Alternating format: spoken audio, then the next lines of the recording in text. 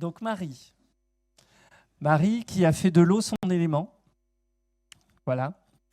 Alors c'est vrai que nous on tourne tous autour du pot hein, régulièrement, c'est un des 4 éléments, on adore les 4.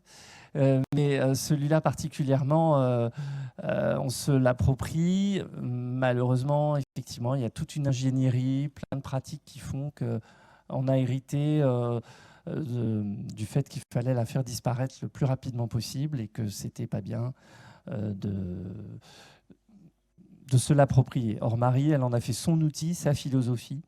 Et c'est ce qu'on va vous présenter ce soir, ce qu'elle va vous présenter ce soir, au travers d'une très, très jolie conférence dont je te laisse lire le titre. Bonjour à tous. Donc, je commence à lire le titre. Alors, l'eau dans l'aménagement, sobre, ou quand les paysagistes, concepteurs, conceptrices remplacent les ingénieurs du béton.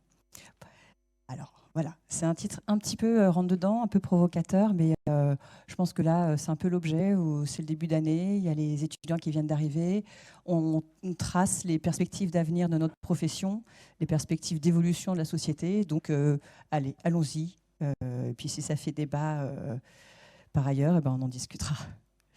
Donc moi, je suis ravie d'être là, je remercie la FFP et l'ENSAP de l'invitation. Je m'appelle Marie Pire. Alors, j'ai jamais l'occasion de le dire, mais alors Pire, ça vient du flamand. Je le dis parce qu'on est là. Voilà. C'est qui veut dire la jetée en pierre. Voilà, la première fois de la vie que je peux dire pourquoi je porte ce nom de famille. Donc, je merci rien que pour ça de m'avoir invité. J'ai fait le NSP à Versailles. Je suis sortie en 2001, bon, il y a quelques années. Donc l'objet, c'est de vous parler de mon expérience pour voir le champ des possibles de notre profession. Et puis voir aussi, parce que dans ces 20 ans, un peu plus de 20 ans qui viennent de passer, j'ai vu pas mal de choses évoluer. Et je pense qu'on est à un croisement assez intéressant en ce moment. Enfin, il y a des ouvertures qui se font, il y a un basculement de société qui se fait. On va en parler plus tard, mais je pense que la société ne croit plus trop que c'est le béton, l'enrobé, le plastique qui va la sauver, ou que c'est plus ça, les matériaux modernes. Je pense que la modernité, c'est la nature et c'est le partenariat avec la nature. Et ça, c'est maintenant que ça se passe, quoi. Donc l'ouverture, elle n'a jamais été aussi grande pour notre profession que maintenant. En tout cas, moi j'ai l'impression des fois presque par rapport à ce qu'on vivait avant, qu'on nous déroule le tapis rouge. Donc tant mieux, évidemment. Et donc voilà, maintenant, avant qu'on nous déroule le tapis rouge, c'était un peu plus compliqué que ça. Et donc dans ce que tu as dit, tu as bien dit que cet élément, l'eau, était souvent aux mains des ingénieurs, et des ingénieurs, alors ingénieurs c'est très bien, je suis mal exprimée, de ceux qui utilisent le béton comme matériau.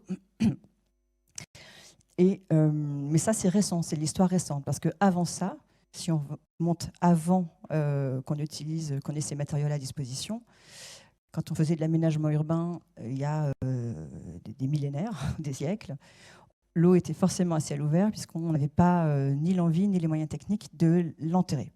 Donc on voit ici, ça c'est des images que j'ai montrées il y a quelques temps pour parler de l'eau. On me demandait, mais est-ce que c'est vraiment quelque chose de possible? Je dis, en fait, oui, on a toujours fait comme ça, en fait. Donc, l'eau à ciel ouvert. Donc, on voit ici, alors, je ne sais pas si on voit la souris. Oui.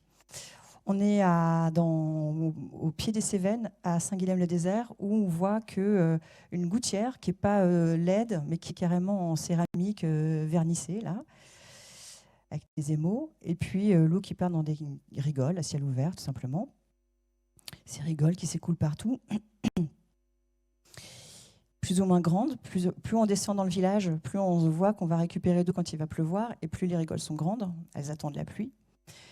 D'un point de vue pluviométrique, les Cévennes ils atteignent des records nationaux, parce que c'est ce qu'on appelle l'épisode Cévenol, c'est-à-dire c'est l'humidité, l'évaporation de la Méditerranée qui rencontre les massifs froids des Cévennes, et donc il y a condensation, et donc il y a des pluies qui sont torrentielles, qui sont les plus fortes de France pratiquement.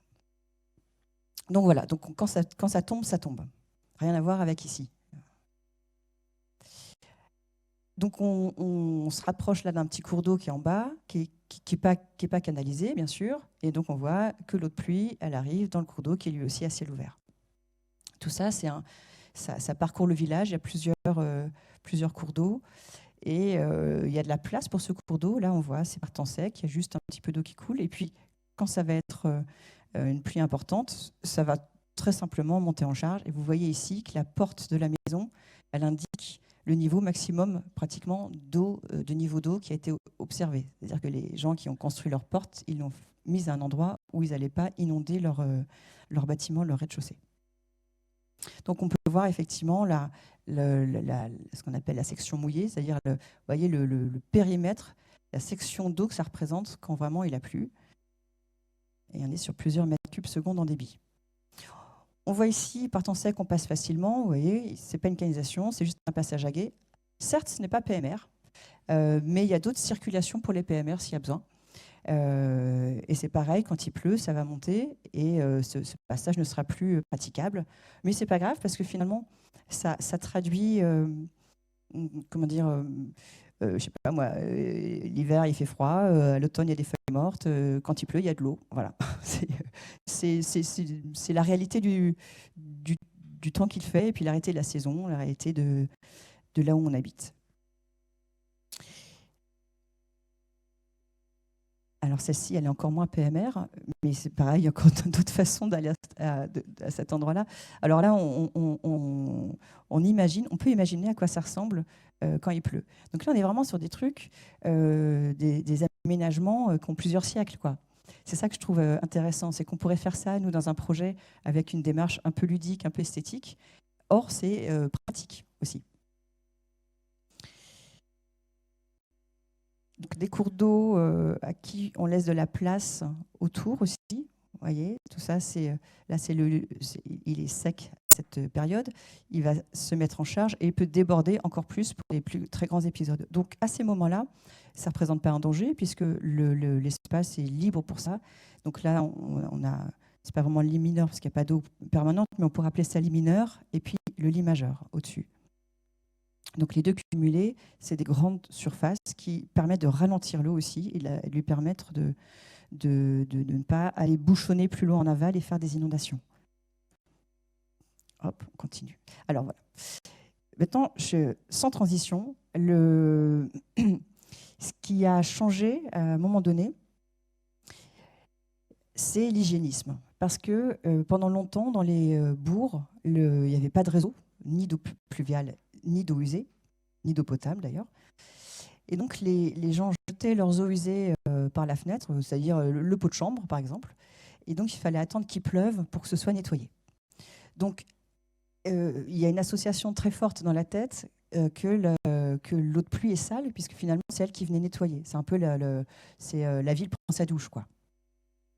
On voit ici, donc c'est pas moyenâgeux, c'est moins ancien que ça, mais des endroits où il y a par exemple des tanneries ou des activités artisanales qui salissent l'eau.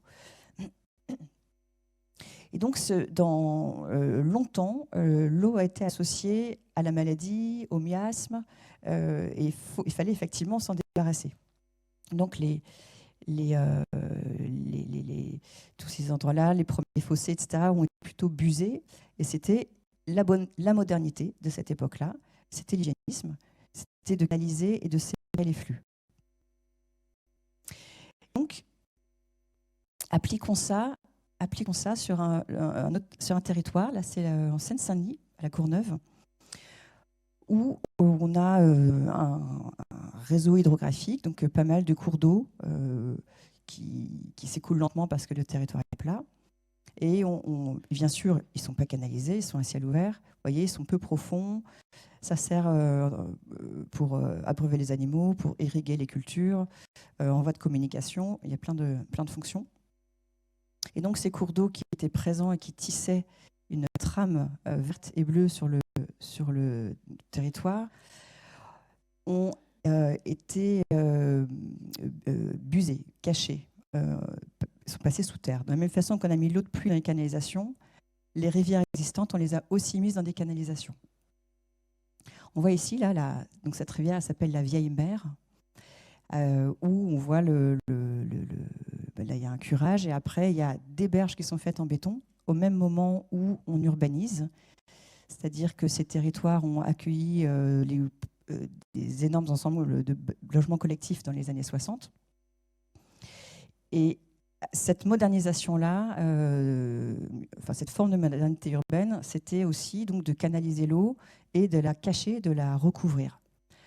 Historiquement, ici, ces cours d'eau, ils avaient effectivement servi aux tanneries, ils avaient servi à l'industrie, même si et les tanneries et autres artisanats polluants et les industries étaient partis, elles avaient déjà déménagé, n'empêche que dans l'esprit, cette eau était sale.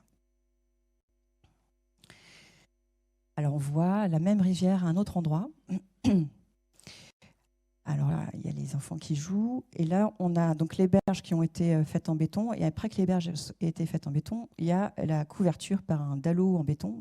Là, on va le ferraillage, puis après on coule le béton. Dans l'idée qu'il y en a marre de... Enfin, il y en a marre. Les rivières, c'est un vieux truc sale. Et en plus, ça risque de nous inonder. Alors, sans surprise, c'est pas parce qu'on a couvert la rivière qu'elle fonctionne plus comme une rivière. Donc en fait, même une fois qu'on l'a couverte en béton, vous voyez que y a toujours l'inondation finalement en fait.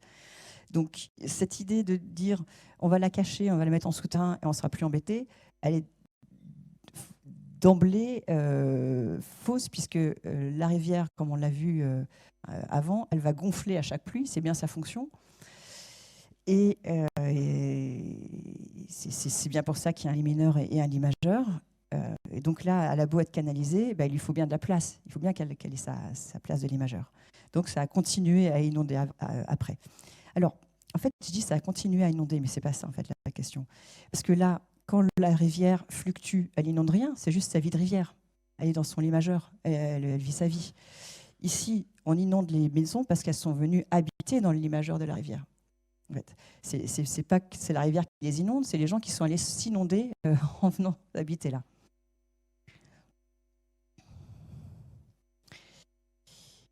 Continuons un petit peu sur ce qui est arrivé au cours d'eau et à l'eau de pluie et au cours d'eau.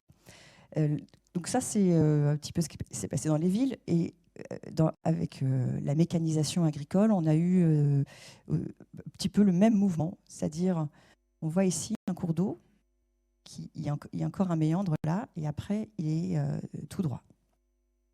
Ce cours d'eau-là, avant, là on le voit encore, il y a encore un méandre, il y a encore des arbres, mais il est déjà très rétréci. C'est-à-dire que progressivement, il a été remblayé, parce que c'est toujours ça de gagner quand on exploite la terre, d'avoir 1 mètre, 2 mètres, 3 mètres, 4 mètres de plus progressivement.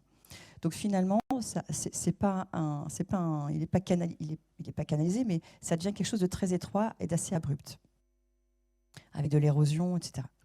Du coup, à ces endroits-là, il n'a plus tellement de fonction d'irrigation parce qu'en étant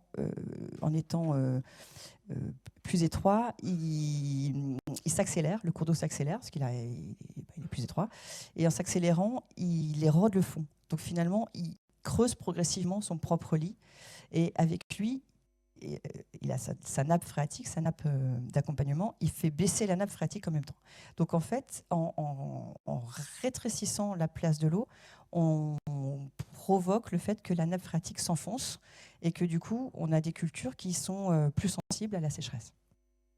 Déjà, premier problème, sans parler de biodiversité, etc. Sur ce tronçon-là, alors là, on allait encore plus loin, c'est-à-dire que non seulement, vous voyez, on va presque, il n'y a plus qu'un petit trait, quoi. Il faut imaginer avant une vraie rivière qui traversait ce paysage et qui pouvait déborder. Donc ici, je ne sais pas si vous savez comment ça s'appelle quand on a rendu les rivières toutes droites. Il y a un nom qui n'est pas rigolo, mais je trouve ça... Oui. C'est pas celui-là, j'en ai entendu un autre, c'est pas celui-là. Non, c'est la rectification. On a rectifié les cours d'eau. Le rectiligne, voilà. C'est violent, hein, en fait. Hein. Les violences faites à la nature, ça se voit dans les mots aussi, quoi. Et puis après, l'urbanisation et l'étalement urbain qu'ont subi tous les territoires a fini le sujet parce que cette rivière, même rectifiée, où peut-elle bien aller après? C'est-à-dire qu'elle a plus de territoire. il n'y a plus de territoire de la rivière. Il y a plus de topographie qui lui permet de continuer à s'écouler. Elle finit forcément dans une canalisation, s'il ne l'était pas déjà. Et les eaux de pluie qui, de ce territoire-là, avant aller dans cette rivière, n'ont plus l'exutoire. Ils n'ont plus l'exutoire rivière, donc ils vont forcément aller eux aussi dans une canalisation. Donc on a tissé un maillage de canalisation enterrée, assez efficace au début.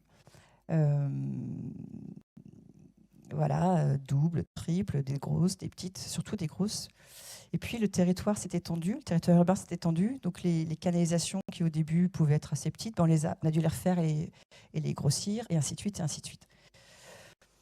Et puis ces canalisations n'ont pas suffi parce qu'il y avait tellement d'hectares et d'hectares qui se sont imperméabilisés que les petites gouttes d'eau de pluie qui tombaient dans le sol et qui s'infiltraient tranquillement avant, là, elles se sont mises à ruisseler et à être emmenées dans des canalisations. Et donc, il faut imaginer des hectares, des hectares, des hectares, des hectares, des hectares de surface minérale qui prennent cette petite goutte de pluie et qui les concentrent à un même endroit. Donc, forcément, les réseaux ont tous saturé et donc il y a eu des bassins d'orage, soit très grands comme ceux-là, des bassins d'orage départementaux, soit des petits comme celui-ci, où vous reconnaissez l'enseigne.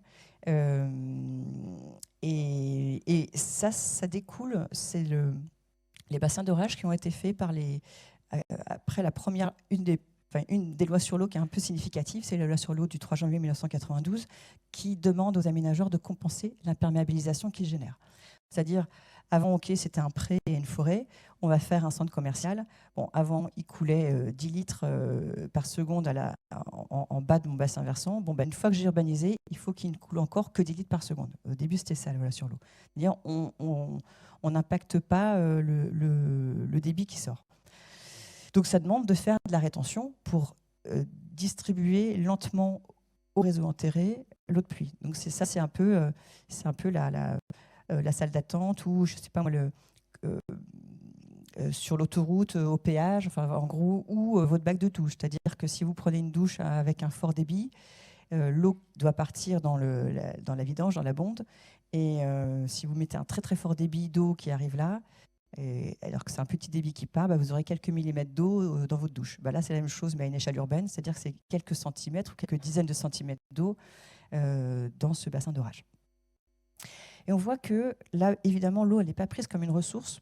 Elle n'est pas là pour arroser. Elle n'est pas là. Elle est vraiment considérée comme un déchet. On voit bien que c'est un déchet à cet endroit-là.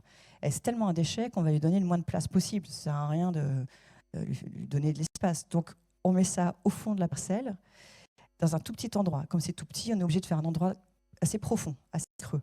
Comme c'est creux, vous voyez, c'est très pentu. C'est impossible d'aller entretenir ce truc-là.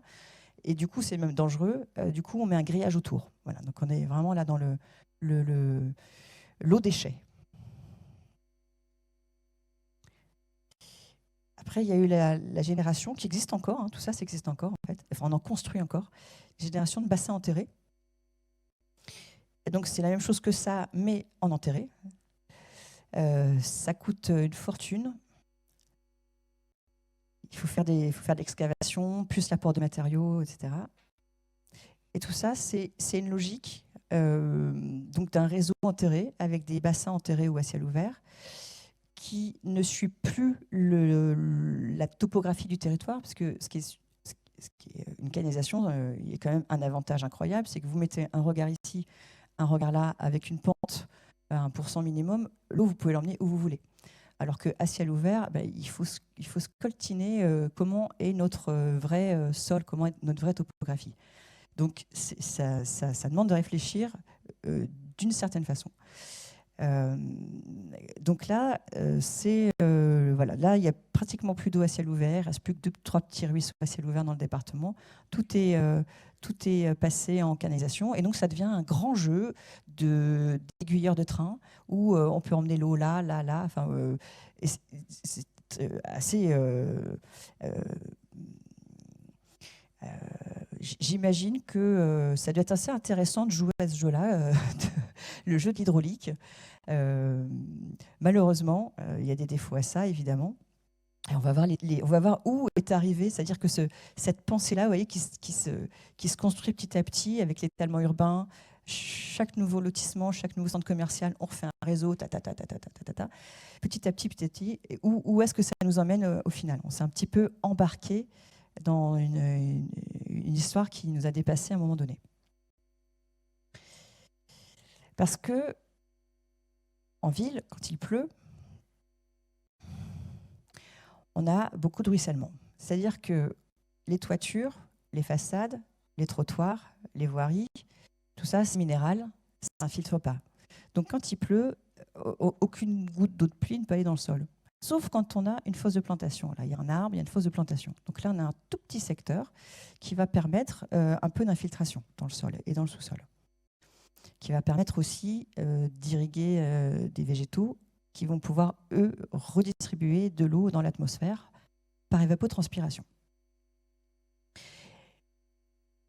Est-ce que vous avez une idée de quand une goutte d'eau tombe, ici, là, en milieu urbain, quelle est la portion qui part dans le sol, quelle est la portion qui part dans les canalisations, et quelle est la portion qui part dans l'atmosphère?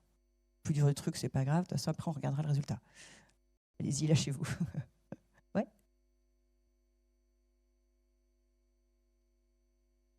Ah, non. Je dis rien.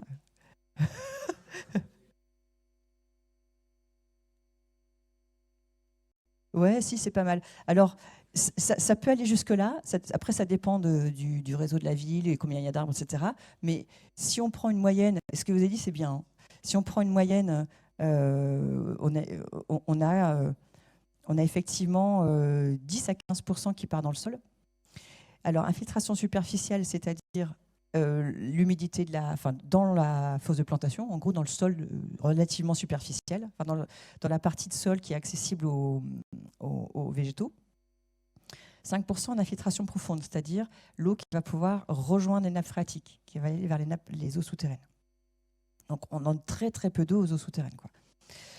Il y a finalement pas mal, alors là j'ai une petite erreur dans le truc, mais il y a finalement pas mal qui part dans l'atmosphère, soit par évaporation, soit par évapotranspiration. Alors évidemment, c'est beaucoup qui vient de l'évaporation, parce que quand une goutte d'eau tombe sur un trottoir, etc., donc il y a 30% qui s'évaporent, parce que les trottoirs sont chauds, etc. Donc il y a quand même une part qui repart dans l'atmosphère, mais sinon, énormément de ruissellement. Plus de la moitié de l'eau part en ruissellement. Donc ça représente sur une place de parking, par exemple. Une place de parking, c'est 10 mètres carrés. Est-ce que vous avez une idée de ce qui tombe en eau pour une petite pluie ou une grosse pluie? Ou qu'est-ce qui tombe en eau à l'année? Tout le volume d'eau qui tombe sur une année, par exemple. Ici. Ouais, on est dans ces trucs-là, à peu près. À peu près 700 mm. Et juste pour dire, je crois que c'est 720, ou enfin bon, qu'importe. C'est 720 répartis sur 120 jours. Et à Nice, c'est 720 aussi, répartis sur 60. Ça veut dire que il pleut la même quantité, sauf qu'il pleut deux fois plus fort quand il pleut à Nice. Il pleut 2 fois moins souvent et 2 fois plus fort.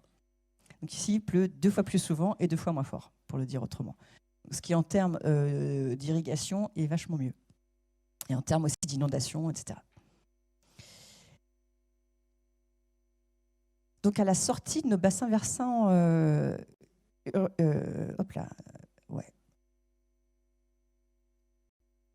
À la sortie de nos bassins versants urbanisés, on a donc beaucoup d'eau qui coule quand il y a un orage. Alors donc 700 mm, c'est pour toute l'année. Une petite pluie, c'est environ ça, 1 cm. Donc ça, c'est les plus courantes, les pluies de tout le temps. Et une grosse pluie type décennale, enfin une pluie qui arrive à peu près tous les 10 ans, c'est pas tellement plus que 4 ou 5 cm.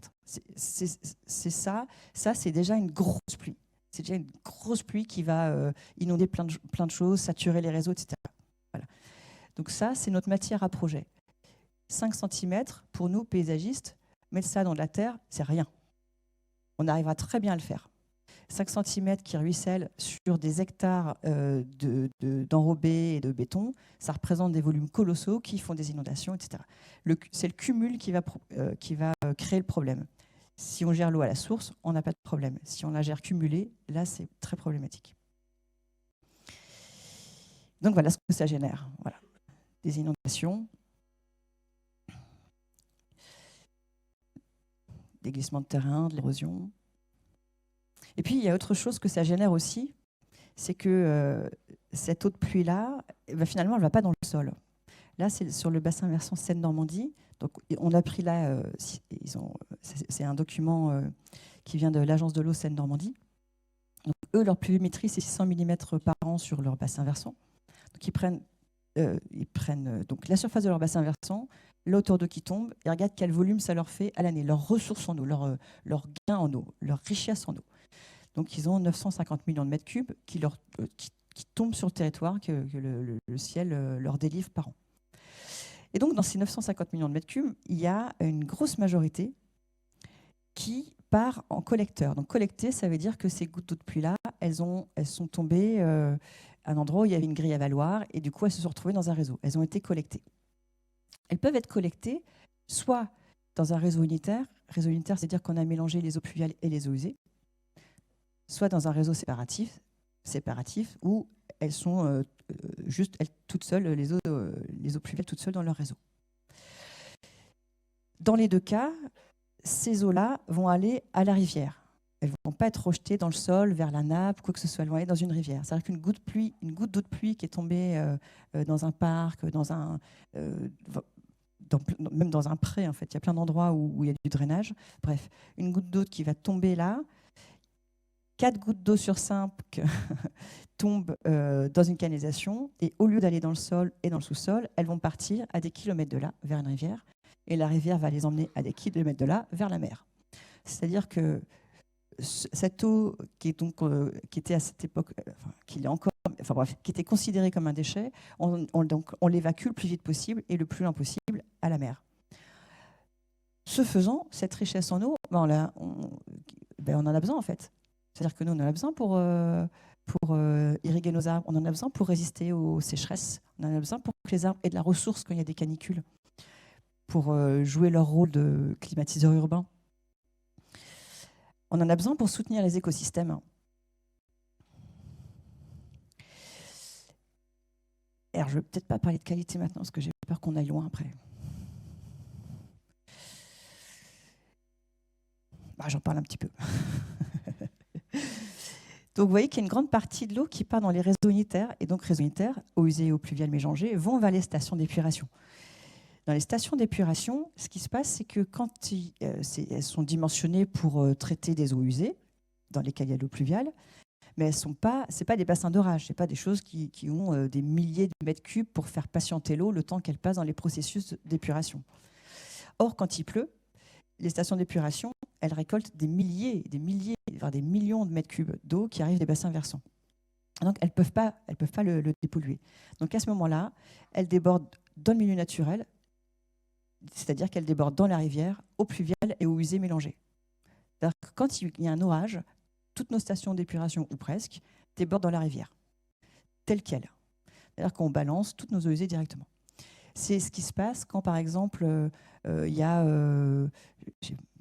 j'étais à Bordeaux avant-hier, là, où ils ont parfois des interdictions sur les huîtres, des choses comme ça. C'est parce qu'il y a eu un gros orage, les stations d'épuration ont débordé, et ça a eu plein de bactéries dans les huîtres, et donc on ne peut plus les consommer pendant un certain temps. C'est ce qui se passe à plein d'endroits.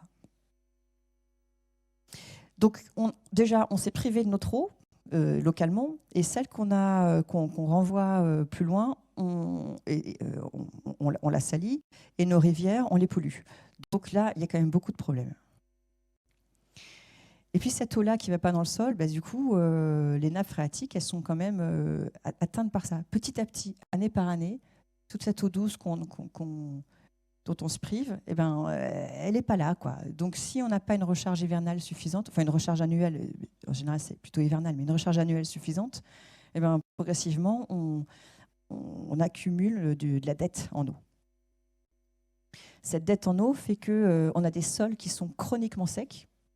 Globalement, il y a plein de secteurs où, en France, quand on se baladait, il y a peut-être... c'est un gars d'un syndicat de rivière qui raconte ça.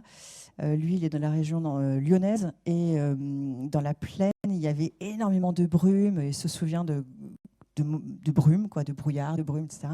Et maintenant, quand il retourne dans sa région d'origine, il voit pratiquement plus de brume. C'est-à-dire que les sols, ils n'ont plus rien à évaporer, c'est sec en fait. Et donc, comme les sols sont secs, bah, finalement, quand il y a une sécheresse, bah, les rivières n'ont pas de ressources. Les écosystèmes n'ont pas de réserve, ils sont à sec assez rapidement eux-mêmes. Voilà, c'est comme si on ne s'était pas mis de l'autre côté, quoi, de l'eau de côté. Il faut se mettre de l'eau de côté. Et puis toutes ces canaux, alors c'est quand même un des problèmes moi, que je trouve extrêmement important. Hein. En agriculture, il y a beaucoup de gens qui travaillent sur ce qu'on appelle l'hydrologie régénérative, c'est-à-dire en gros de permettre à l'eau de retourner dans les sols. Ce que nous on propose ce qu'on propose carrément en urbanisme, il y a le pendant agricole qui est fondamental puisque les ressources en eau sur le territoire, elles passent avant tout par les territoires ruraux. Et donc, il faut y aller sur ça. Et donc, c'est tout simple, hein, l'hydrologie régénérative, c'est de permettre à l'eau de s'infiltrer avant qu'elle parte. Donc, qu'elle ait des haies, des noues, des endroits en creux, des endroits où elle ralentit, pour faire ça. Alors, continuons avec tous nos réseaux. Du coup, c'est pas toujours facile de savoir où on en est. C'est pas toujours facile, du coup, de construire et même de planter un arbre en ville. Des fois, c'est compliqué parce que quand on regarde tous les réseaux qu'il y a, on sait même pas si... il y a plein d'endroits où on peut pas planter. Ah oui, alors là, comparons maintenant si on... Donc là, c'est le même bassin versant que tout à l'heure sur la vue aérienne que j'avais prise là, d'une ville. Là, c'est un bassin versant naturel avec de la forêt et on voit le réseau hydrographique naturel là, qui va se gonfler d'eau quand il pleut et qui va donc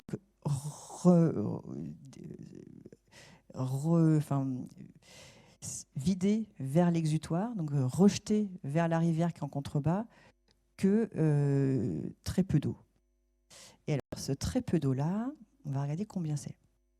Alors, on va refaire le même exercice que tout à l'heure sur les pourcentages de qu'est-ce qui va dans le sol, qu'est-ce qui va dans l'atmosphère, etc.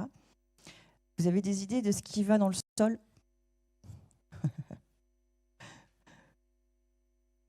Ouais, 50 à 60. Super. Donc, hop.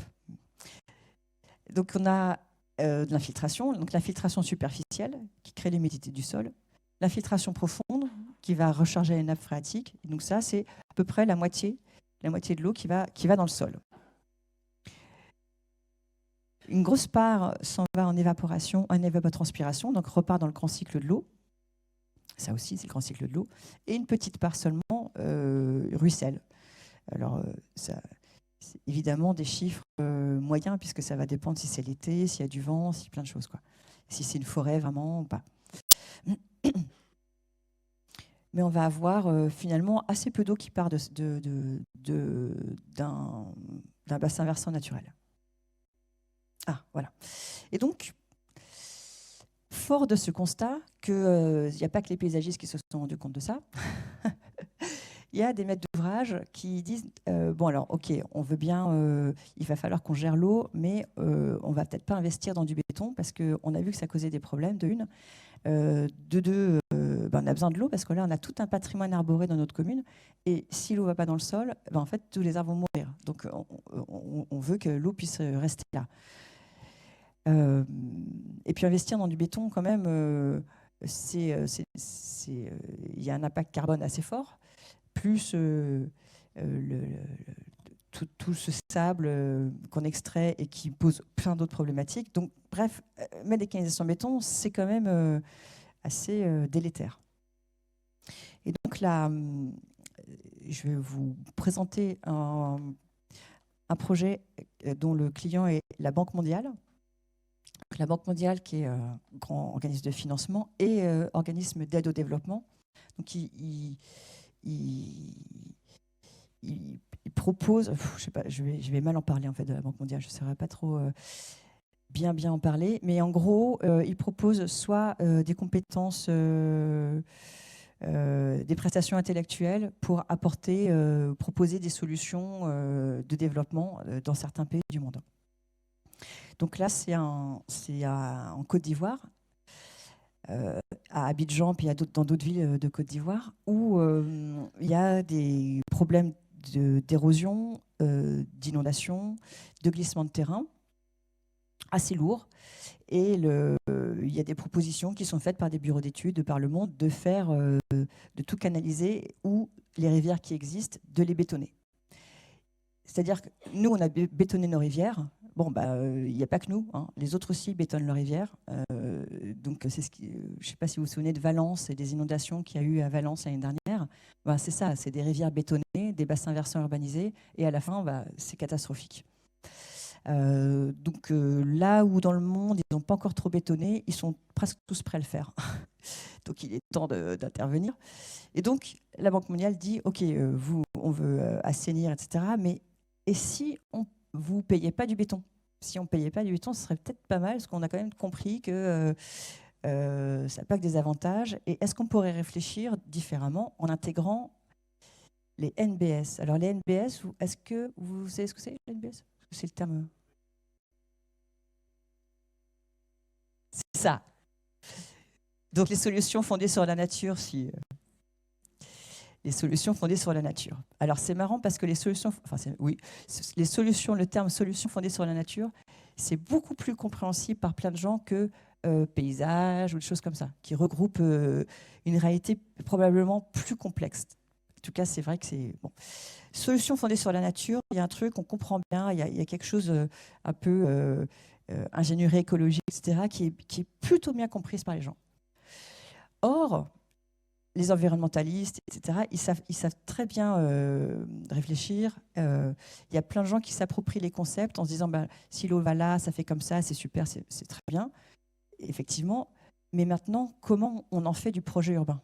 C'est-à-dire, ces idées-là, comment on les fait descendre dans la réalité de nos villes et qu'est-ce qu'on choisit de mettre et où? C'est-à-dire, OK, c'est bien de faire des parcs inondables. D'accord, mais alors, ces parcs inondables, qui sont les gens, à part nous, qui sont les gens qui vont être capables de dire où, quand, comment, quel linéaire, quelle forme, de quelle façon, pour quels usages? Est-ce que ça relie déjà des parcs existants? Est-ce que ça s'inscrit dans une topographie qui le permet? Voilà. Et donc, c'est là où nous, on a une carte à jouer qui est énorme et où on a une place à prendre. Donc, regardons un peu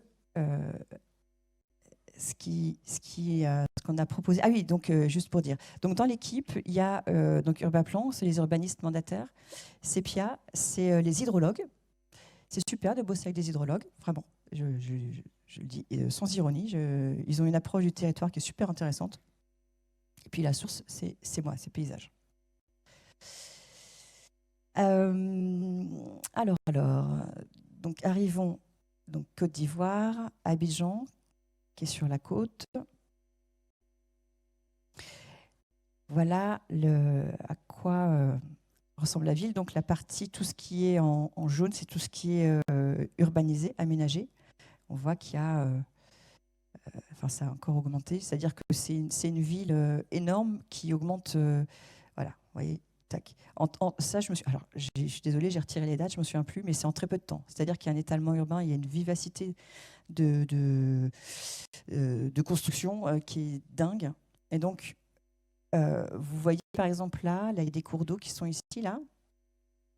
Vous voyez qu'il en reste quelques petits morceaux, d'ailleurs on les voit très bien là, qui sont dessinés. Sauf que avant, une goutte d'eau de pluie qui avait le temps de s'infiltrer dans le sol avant d'arriver vers le cours d'eau, c'est-à-dire elle pouvait arriver dans le cours d'eau, mais par la nappe phréatique, donc lentement. Quand c'est urbanisé comme ça, elle arrive dans le cours d'eau hyper rapidement. Et donc, ces cours d'eau-là, il y a de l'érosion et des glissements de terrain graves. Donc, voilà à quoi ressemble cette ville très disparate, hein, des quartiers riches, des quartiers pauvres, et très attractive, qui se développe très vite. Et voilà tous les... je n'ai pas montré quand il y a les glissements de terrain, mais il y a des gros problèmes d'inondation, des gros problèmes de glissement de terrain, d'autant que les pluies sont extrêmes. Là, on est sur 200 mm de pluie. Vous vous souvenez, je disais qu'une grosse pluie à Lille, c'est à peu près 5 cm. Là, on est sur 20 cm. Donc ça, c'est des pluies qui sont énormes. Et ça risque de ne pas s'améliorer parce que jusqu'à présent, ce qu'on observe du changement climatique sur la pluviométrie, c'est plus de sécheresse et plus de très grosses pluies. Malheureusement, on n'est pas sur le fait que ça régule, que ça nous distribue de l'eau comme un arrosage automatique qui serait parfaitement régulier tous les 3 jours, un petit peu de pluie. Bah, malheureusement, non. C'est l'inverse. Et donc, ils en sont les premières victimes. Donc, les propositions qui sont faites dans l'équipe avec l'hydrologue et nous, les paysagistes, je vais vous montrer. Donc déjà, comprendre comment ça fonctionne en termes d'hydrologie, comprendre les problématiques. Je ne vais pas vous décrire tout ce qu'il y a là-dessus, mais en gros, c'est déjà un diagnostic de quels sont les problèmes et à quoi sont-ils dus, et maintenant, quelles sont les solutions. Et donc, dans les problèmes et les solutions, il y a plusieurs thèmes que je vais vous illustrer, dont celui-ci, qu'on a appelé aménagement des quartiers plats. Ce qui est pas mal d'endroits où c'est construit sur la lagune, c'est-à-dire c'est juste du remblai sur la lagune, donc c'est extrêmement plat, pratiquement les pieds dans l'eau. Et donc, déjà, ça ne servirait à rien de mettre une canalisation, mais en plus, ça ne marcherait pas de mettre une canalisation parce qu'elle serait dans l'eau, la canalisation. Parce qu'une canalisation, vous savez, il faut la mettre 80 cm sous le niveau du sol pour que ça résiste aux camions qui passent et aussi pour que ce soit hors gel. Bon, là, le problème, ce n'est pas hors gel, mais canalisation, ça se met en profondeur. Donc là, en tant que paysagiste, on se dit que cette eau, elle peut peut-être nous servir à autre chose que de la renvoyer vers la lagune et qu'on va se servir de ce qu'on a vu avant, c'est-à-dire quelle part peut aller dans le sol et quelle part peut aller dans l'atmosphère. On va se servir ici des arbres pour se débarrasser, oui, un petit peu, pour pouvoir drainer, vidanger l'eau de pluie vers l'atmosphère. On trace une trame qui va être une trame verte et bleue, qui est structurante d'un point de vue urbain. C'est-à-dire que là, on est sur un des axes structurants et on arrive sur une partie en canal ici. On relie différents parcs, on crée une vraie trame verte et bleue en créant ce type d'axe-là, les varies primaires, et puis il y a un autre projet sur les varies secondaires. Hop, allons voir les varies primaires. Donc sur une varie primaire, alors, peut-être je vais zoomer après. Ça, c'est l'état existant, c'est-à-dire des routes, des trottoirs assez larges sur lesquels il y a le marché, des routes en terre qui vont ruisseler très rapidement et aller inonder les maisons. Donc la proposition, c'est de planter et d'avoir un sol au pied de ces arbres qui va permettre d'avoir du vide pour stocker l'eau de pluie en partie et puis pour la redistribuer à l'arbre pour que ça puisse s'évaporer. Là, on sait qu'on ne pourra pas... on va se servir de notre trame verte pour gérer l'eau sans avoir une logique de flux, sans se dire qu'on va l'emmener plus loin, mais en se disant que c'est à chaque endroit qu'on va pouvoir l'évaporer. Donc voilà, en zoom, la partie existante, le coupe de l'existant, coupe projet. Et encore un zoom après, je crois. Voilà, c'est encore un peu plus zoomé. Donc dans ce zoom-là, on collecte l'eau là dans des regards, une sorte de caniveau en fait, qui va distribuer l'eau directement à l'intérieur d'une fosse de plantation. Là, c'est du caillou drainant. Donc l'eau arrive ici et elle est envoyée dans la fosse de plantation par cette tranchée drainante qui va du coup distribuer ça dans la fosse de l'arbre. On a des matériaux qui sont assez simples. Du coup, on a de la terre et de la pierre. Alors certes, du caniveau béton, ça c'est moins profond, c'est moins gros, etc. qu'une canalisation béton. Mais là, on a proposé ça parce que c'est un des outils qui est beaucoup utilisé, les gros caniveaux béton, mais à voir si on pourrait s'en passer. Et donc le principe, c'est que ces caniveaux collectent l'eau. C'est là où on peut récupérer une partie des flottants, des canettes, des plastiques, tout ce que la ville peut générer comme déchets. L'eau les ramasse, donc donnons un endroit à l'eau pour pouvoir la nettoyer.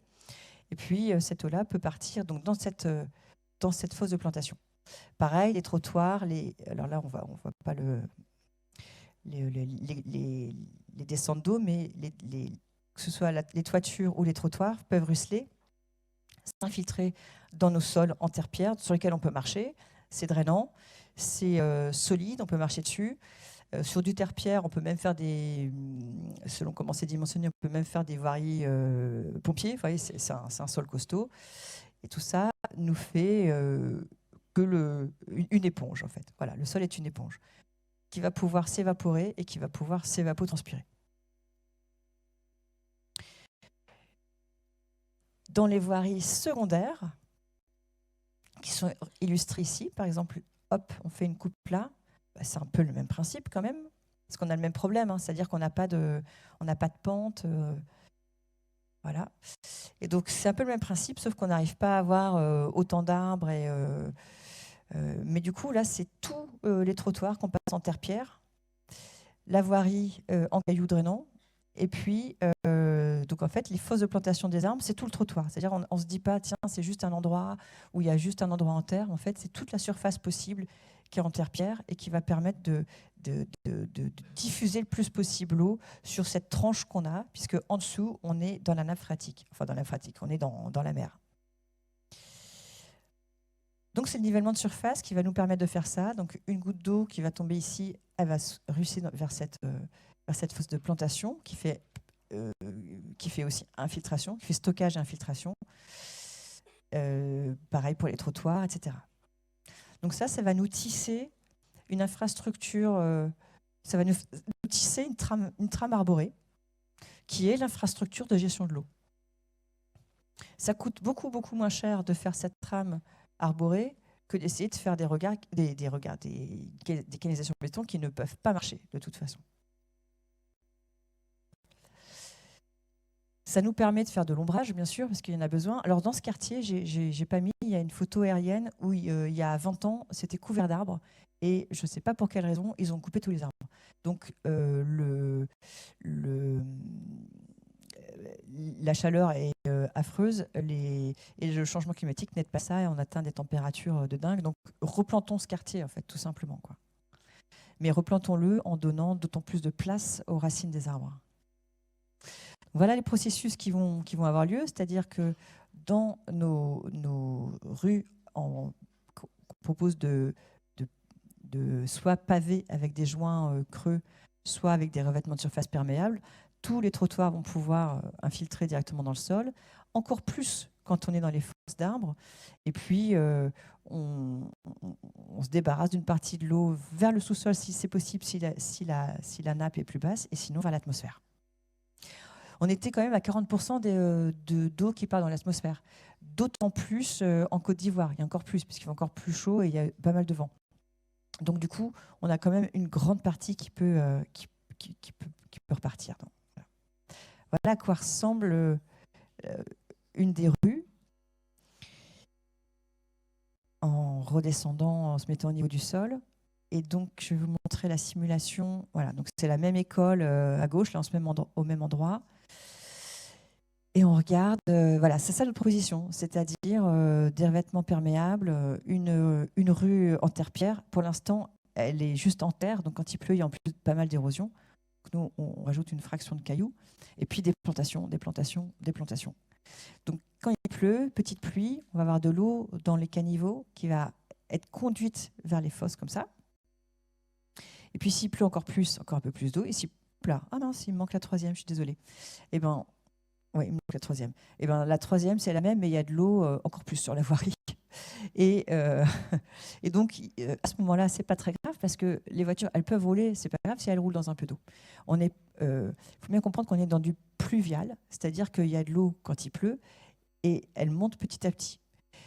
À Valence, quand les voitures ont roulé sur de l'eau, elles glissaient sur la route, parce que là, on était sur du fluvial, c'est-à-dire l'eau qui débordait et qui avait de la vitesse.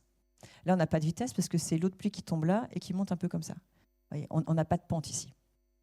Donc, on peut très bien rouler dans quelques centimètres d'eau, ce n'est pas un problème. Et puis, les piétons, eux, ils peuvent marcher à pied sec. En fait, on vit avec l'eau. Quand il y a de l'eau, il y en a, mais elle est à un endroit donné où ce n'est pas gênant.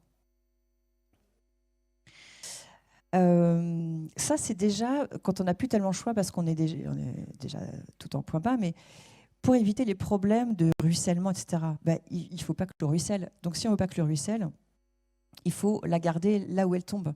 Donc, la garder là où elle tombe, je vais vous montrer le premier truc. Donc, la prévention, c'est de végétaliser et désimperméabiliser les surfaces urbaines.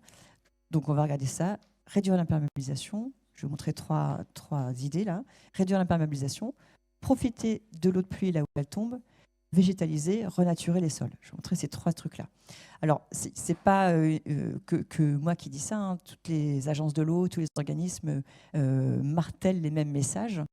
Nous, paysagistes, on peut s'en emparer pour faire du projet urbain. Réduire l'imperméabilisation, c'est bon. Quand il y a besoin de matériaux, il faut se garer, etc. OK. Utilisons par exemple des dalles à joint engazonnées ou rien du tout, hein, du terre-pierre par exemple. Tiens, par exemple, un exemple de terre-pierre. Là, c'est un parking en mélange terre-pierre, voilà, sur lequel on peut stationner et rouler. Profiter de l'eau de pluie là où elle tombe, c'est-à-dire pas l'emmener plus loin que là où elle tombe pour la gérer quand c'est encore pas un problème, quand c'est encore que quelques millimètres ou quelques centimètres. Donc on a cet exemple où directement, là où elle ne peut pas s'infiltrer, donc ce qui va dire produit du ruissellement, donc les terrasses, là, hop, va dans l'espace vert qui est juste à côté. Donc là, on est vraiment du producteur de ruissellement au consommateur de ruissellement. Là. Ouais, c'est le circuit court de l'assainissement. On exporte l'eau nulle part et elle profite aux végétaux qui sont sur place. Un autre exemple où on a un des bancs de toiture de ce bâtiment qui va s'écouler dans cette tranchée drainante, qui va infiltrer l'eau tranquillement, qui va la diffuser dans le sol, qui va bénéficier aux plantes qui sont là, au pied du bâtiment par exemple. Ou encore cette noue qui est un outil assez classique en aménagement urbain parce que c'est linéaire, c'est assez facile à penser et à réaliser, qui va récupérer les eaux de l'espace public pour les infiltrer peu à peu. Profiter de l'eau de pluie là où elle tombe, par exemple, là c'est en Argentine, dans un quartier où il n'y a pas de réseau enterré, c'est-à-dire qu'il n'y a que du réseau de surface par des caniveaux. Donc l'eau circule sur les voiries et donc régulièrement dans ce quartier, il y a des espaces verts inondables. Soit c'est des aires de jeu, là c'est un terrain de foot, vous voyez. Là, j'ai mis en bleu pour qu'on comprenne, parce que c'est peut-être pas évident de lire le nivellement, mais on peut avoir une lame d'eau d'une trentaine, 20-30 cm qui va pouvoir se diffuser et s'infiltrer, elle s'étale sur ce sol-là. Donc du coup, on a vraiment une compensation immédiate et locale. C'est-à-dire que l'eau de pluie qui est tombée ici sur les parties minérales, elle ne va pas très loin et elle va pouvoir retourner au sol et à la nappe assez rapidement. Alors, on pourrait planter plus. S'il y avait des sur cet endroit-là, on pourrait imaginer une plus grande trame arborée, etc. Bon, ça, c'est les améliorations possibles, mais déjà, la gestion locale est super.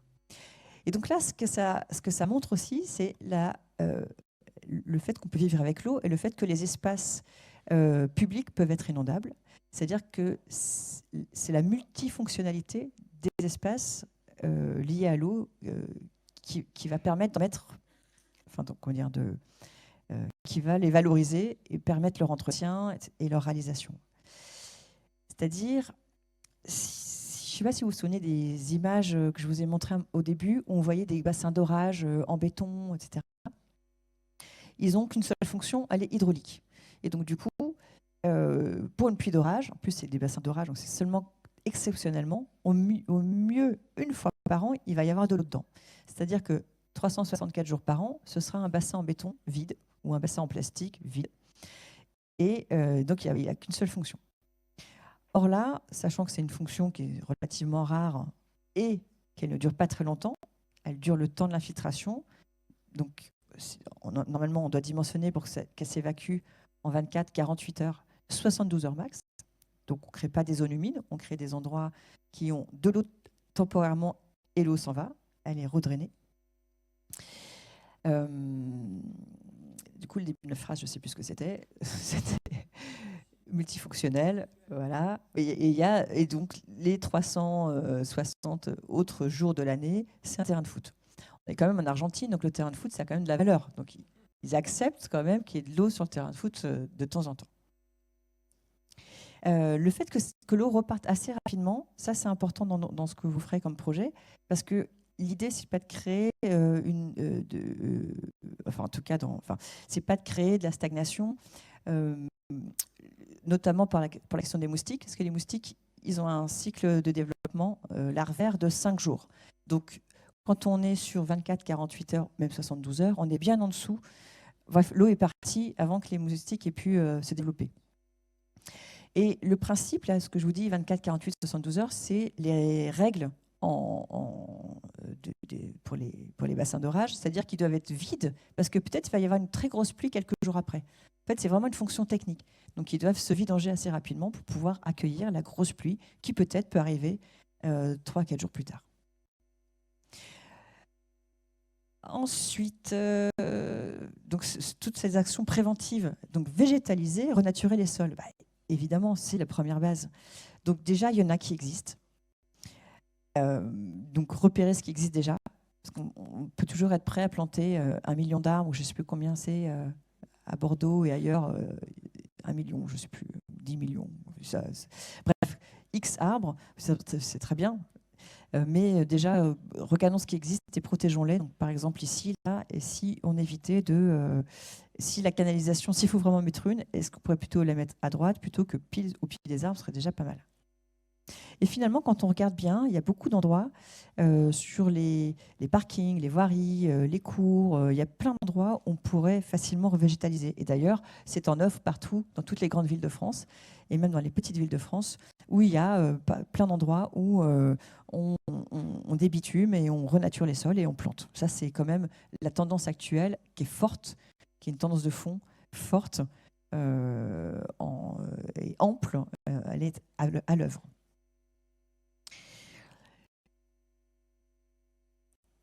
Ça peut s'accompagner évidemment d'arbres fruitiers. Puis créer de l'ombre, tout ça, ça va créer de l'ombre, quoi. Donc voilà, donc on a vu la première rue là, qui est inondable. On a vu l'action sur les bassins versants, c'est-à-dire végétaliser, garder l'eau de pluie sur place et désimperméabiliser. Bien sûr, en plus, il peut y avoir des démarches sociales, dans le sens sociétal, je dirais même plutôt, dans le sens où les enfants peuvent participer. Voilà. Et maintenant, regardons un autre type d'aménagement qu'on avait proposé. C'est alors certains endroits de la ville sont des petites cuvettes dans lesquelles l'eau de pluie est toujours allée. D'autant plus maintenant qu'il pleut, il y a encore plus d'eau de pluie qui va dedans. Et c'est très bien parce que cette eau, elle s'infiltre lentement et puis elle repart lentement vers ce qu'elle peut trouver comme réseau hydrographique. C'est mal perçu, cette eau-là. Et le projet qui est en cours là-dessus, c'est de combler, de construire une école, tout ça. Bon, c'est bien de construire une école, il n'y a pas de problème. Et de vidanger tout ça dans une canalisation en béton qui va, elle, après, aller vers un bout de rivière qui est déjà extrêmement érodé. J'ai pas mis les photos avec les glissements de terrain, mais on a des situations catastrophiques. Donc, si on vient combler ici, quand il va pleuvoir, l'eau, elle va partir très rapidement et avec de très forts débits, et elle va continuer à éroder et à faire des glissements de terrain. Dans les glissements de terrain, il y a quand même des gens qui meurent. Et donc là, le projet, c'est de dire, OK, hop là, nous, cet espace-là, on le garde et on fait quelque chose d'étagé. Il y a une partie... Alors, hop là. Attends, je vais revenir après. Voilà. On peut construire une école sur une partie inondable, mais elle sera sur pilotis. Donc, ce n'est pas incompatible d'avoir le programme d'école, en fait. Il faut juste que ce soit sur pilotis, donc elle est dans ce secteur-là. Et donc, cette grande cuvette-là, en fait, ça devient une cuvette où il y a de l'eau permanente, où on dépollue l'eau par phytoremédiation, là, filtre à sable planté. où il y a ensuite des espaces de jeux, des jeux pour les enfants, terrain de basket, de toboggan, plantation, enfin, tout un vocabulaire de parc ici, sur cet étage-là, et puis ici, l'école sur le dernier étage. Et donc, hop là, oui, pardon. Oui, excusez-moi, je reviens en arrière.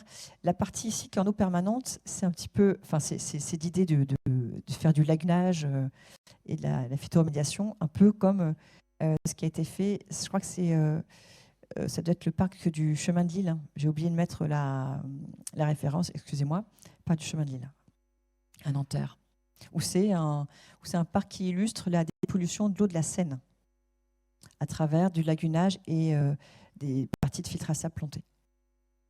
Donc voilà à quoi pourrait ressembler cette partie au centre. Et puis pour une pluie, quand c'est une pluie très forte, cette partie-là est en eau.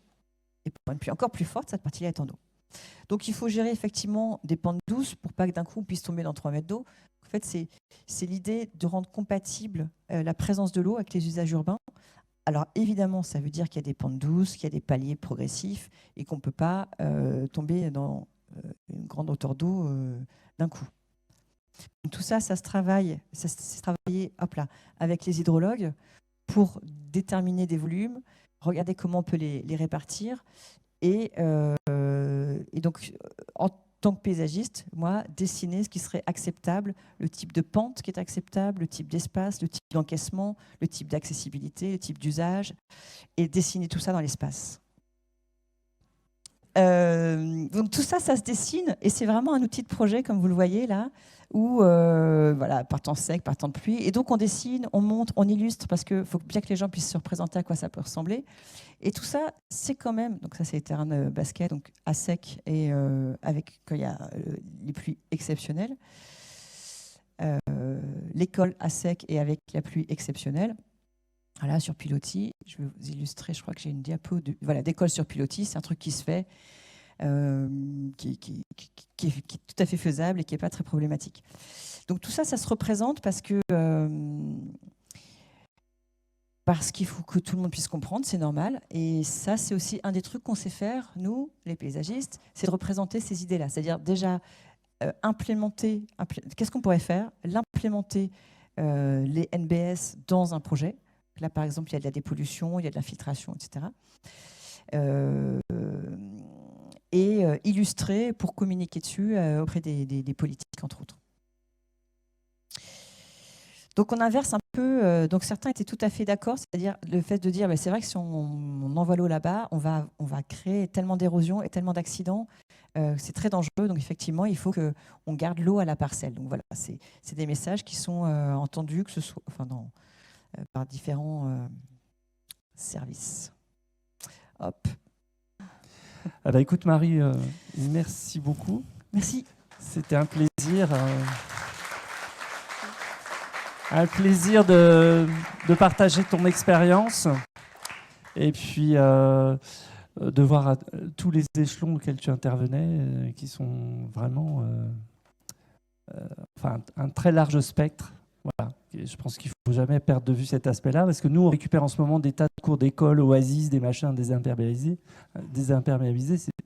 Tout ça, c'est parce que des gens en amont ont servi de vecteurs et puis de sensibilisateurs à l'urgence de travailler, quelle que soit l'échelle. Donc, on venait de dire à l'instant. Alors, je remercie aussi l'école de nous avoir accueillis. J'ai complètement oublié tout à l'heure. Ça, c'est super. Voilà, merci à tous et encore merci Marie. Merci à vous.